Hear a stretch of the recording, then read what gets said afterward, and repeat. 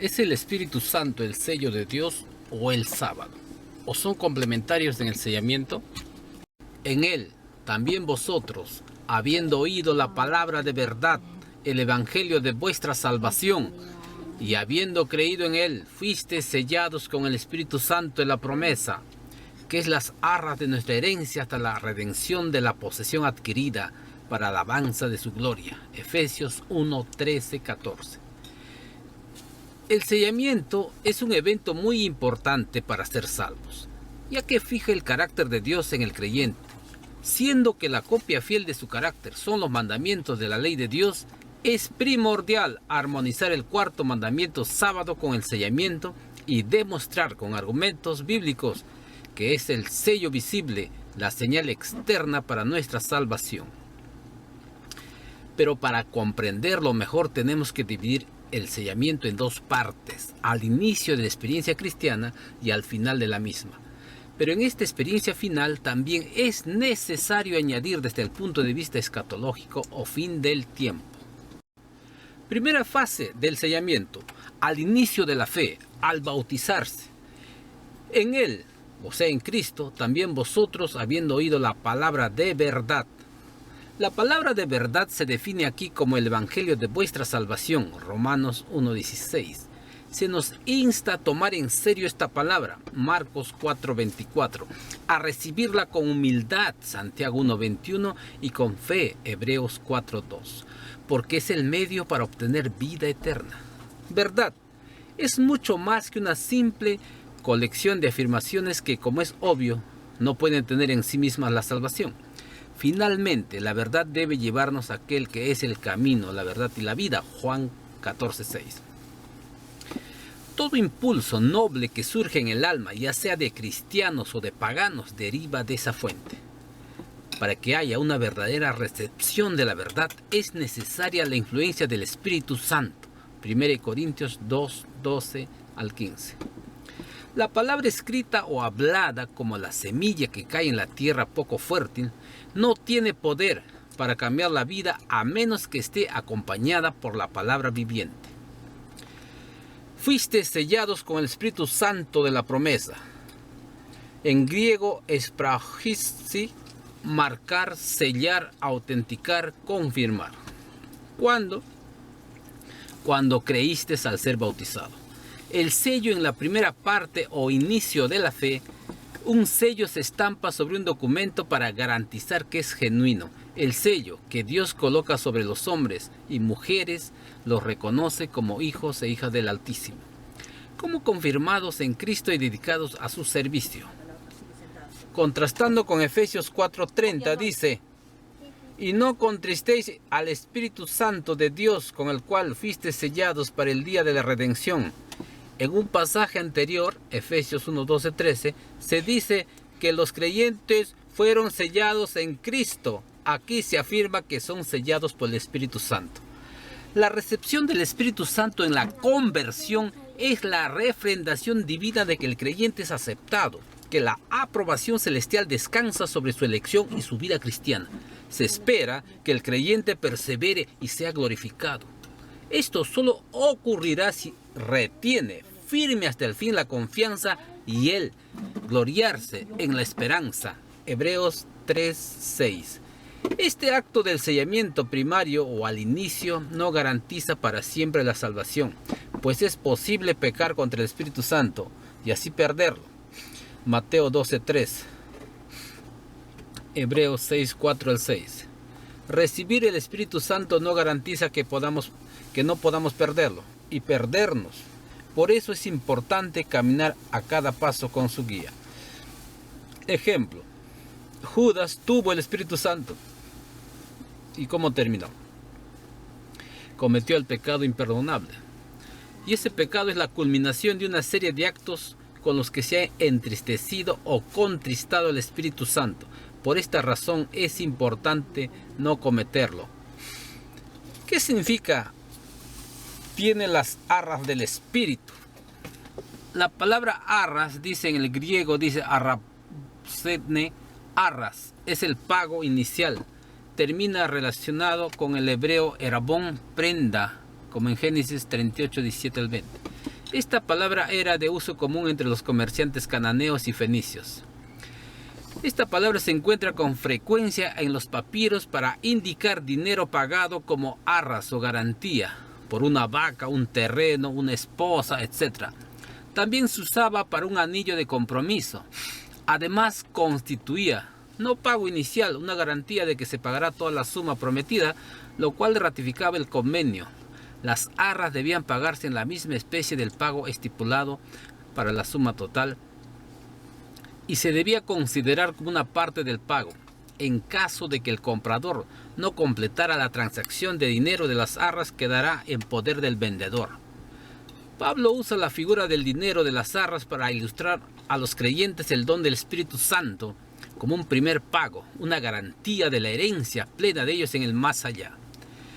Efesios 1, 13, 14, con Romanos 8, 16. Los verdaderos hijos de Dios, los que tienen estas arras del Espíritu, no sienten ninguna incertidumbre en cuanto a si Dios los ha aceptado en Cristo y tienen lista para ellos una herencia inmortal. Juan 3, 16, 1 Juan 3, 2 y capítulo 5, 11. Pero el pago pleno y completo, la verdadera entrada en el cielo, se posterga a fin de dar tiempo para el desarrollo del carácter, de modo que los hijos de Dios puedan estar plenamente preparados para el cielo. El título del cristiano, o su derecho al reino de los cielos, es automáticamente en el momento en que experimenta la justificación por la fe en la justicia que Cristo le imputa. La idoneidad para el cielo se alcanza a través de toda una vida de estarse apropiando de la justicia impartida de Cristo o santificación y de aplicarlo a los problemas diarios de la vida cristiana. Desea de todas las gentes, página 267. Y mensaje para los jóvenes, página 32. Cuando el Espíritu Santo imparte gracia y poder para vencer el pecado, el cristiano experimenta las arras del triunfo completo y de la victoria final que serán suyos cuando sea admitido en el cielo. La comunión con Cristo y la comunión mutua aquí en la tierra son asimismo un anticipo de la comunión con los seres celestiales. Solo los que han recibido las arras del Espíritu pueden saber lo que es y el gozo que proporciona. 1 Corintios 2, 11, 15. El conocimiento de las cosas espirituales se adquiere únicamente por la experiencia. Para los que no tienen este conocimiento espiritual, el cielo es más o menos irreal. Comentario bíblico, tomo 6. Segunda fase del sellamiento, en la etapa madura de la fe o en el tiempo final. Según Efesios 4:30, el sellamiento primario podría perderse, mas no con el sellamiento final en la etapa madura de la fe del creyente, porque el fundamento de Dios está firme. Teniendo este sello, conoce el Señor a los que son suyos. Según de Timoteo 2:19. La experiencia de San Pablo dibuja mejor esta etapa cuando él está al final de su vida y puede decir: yo ya estoy listo para ser sacrificado. He peleado la buena batalla, he acabado la carrera, he guardado la fe. Por lo demás me está guardada la corona de justicia, la cual me dará el Señor juez justo en aquel día, y no solo a mí, sino también a todos los que aman su venida. Según de Timoteo 4, 6, 8. O en el tiempo del fin, según Apocalipsis 7, 2, 3. Vi también otro ángel que subía de donde sale el sol y tenía el sello del Dios vivo, y clamó a gran voz a los 4 ángeles, a quienes se les había dado el poder de hacer daño a la tierra y al mar, diciendo: no hagáis daño a la tierra, ni al mar, ni a los árboles, hasta que hayamos sellado en sus frentes a los siervos de nuestro Dios.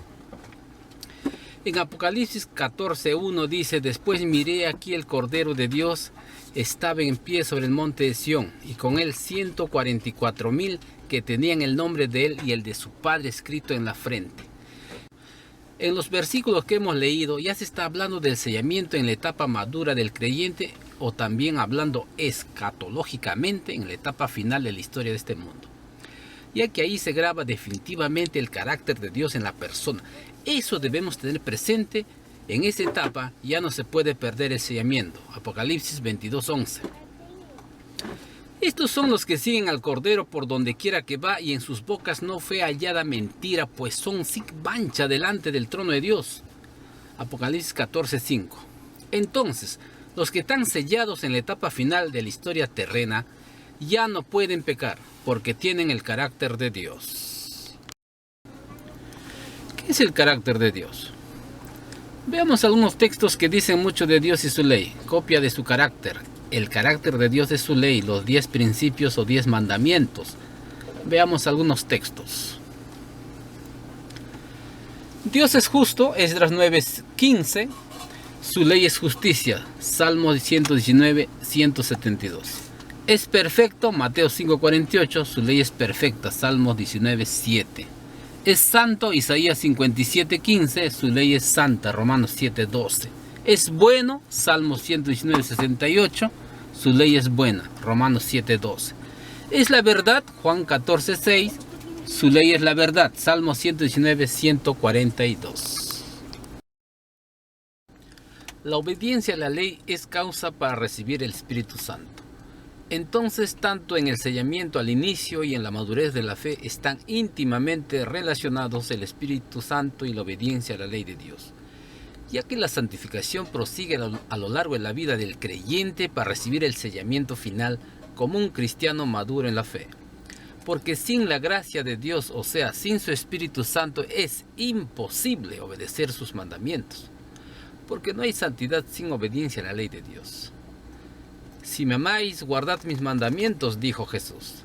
Y yo rogaré al Padre y os dará otro consolador para que esté con vosotros para siempre.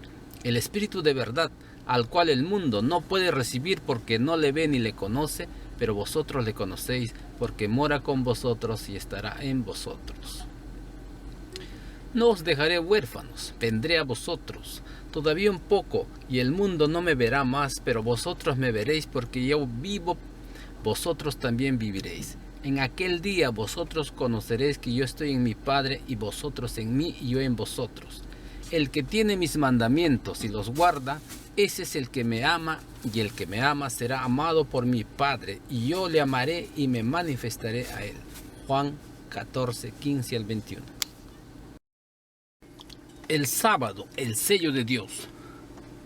Gran parte de la cristiandad sostiene que Efesios 1, 13, 14 habla de que el Espíritu Santo es el sello de Dios y que hablar del sábado como sello no tiene sentido. Pero hemos visto que estos pasajes se refieren al inicio de la experiencia cristiana, cuando nos bautizamos y nacemos de nuevo. Es cuando recibimos las arras, un adelanto de la salvación. Hechos 2, 37, 38, Mateo 3, 16. La salvación que está preparado para ser manifestado en el tiempo postrero, como dice Pedro en su primera carta, capítulo 1, versículo 5. Apocalipsis 7 habla del sellamiento en la etapa madura de la fe. Especialmente esto pasará en el tiempo que está por terminar la historia de la humanidad, cuando se darán los eventos finales, y como los sellos humanos de todos los tiempos tenían características propias como nombre, cargo y jurisdicción.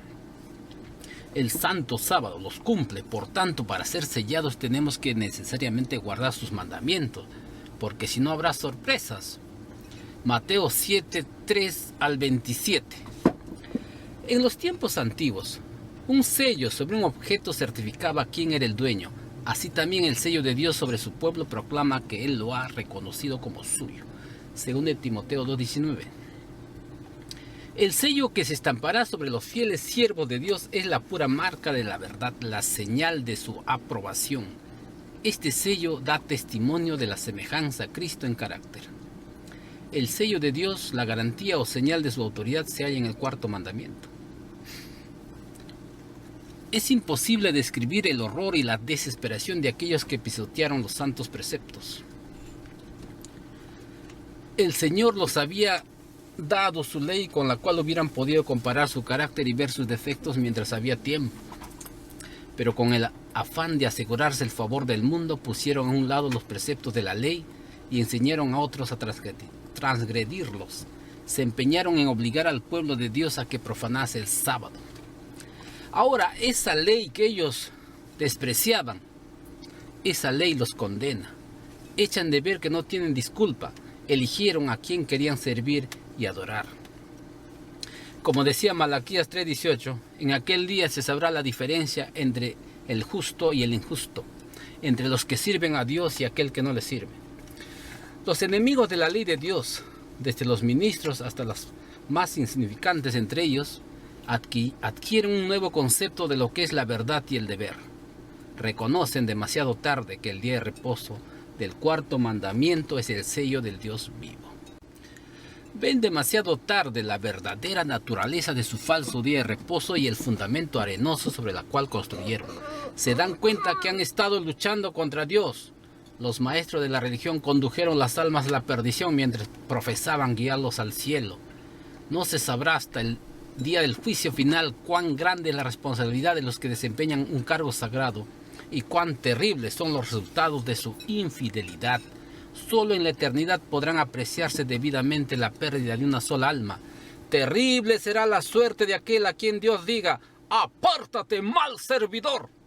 Conflicto de los siglos, páginas 697-698.